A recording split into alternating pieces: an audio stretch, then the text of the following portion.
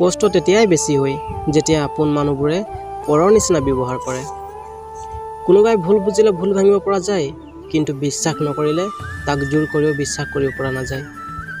ভাল মানুহে চবেই বিচাৰে, কিন্তু মানুহৰ ভাল হোৱাটো কোনেও নিবিচাৰে।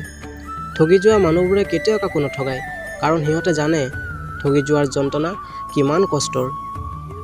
অৱহেলাই মানুহক বহুত কিবা শিকাই দিয়ে যি সকলোৱে বুজি নাপায়।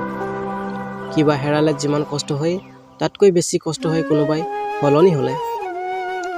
এনে কিছুমান সময় আছে যি অকলে কটাব লাগে, এনে কিছুমান দুখ আছে যি নীৰৱে সহিব লাগে, আৰু এনে কিছুমান মুহূৰ্ত আছে যি শত্ৰুক সংগী কৰি ল'ব লাগে।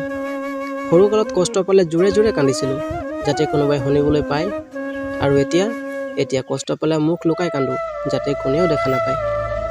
জীৱনত সিহঁতেই বেছি কান্দে যিয়ে 10 জনক নহয়, এজনকহে ভাল পায়।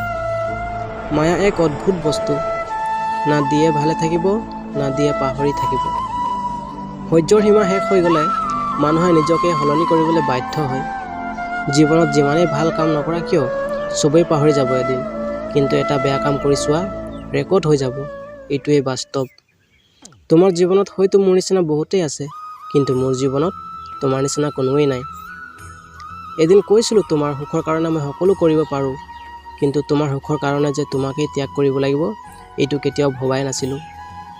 সময়টো তোমাৰ, সেয়েহে অৱহেলা কৰিছা।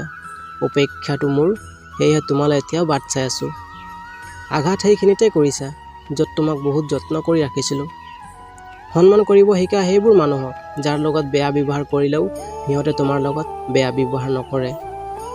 কাৰোবাক পোৱাৰ কাৰণে প্ৰাৰ্থনা কৰিও যদি তুমি তাক নোপোৱা, তেনেহ'লে বুজি ল'বা তোমাক পোৱাৰ কাৰণে আন কোনোবাই প্ৰাৰ্থনা কৰি আছে, যাৰ প্ৰাৰ্থনাৰ জোৰ তোমাতকৈ বেছি।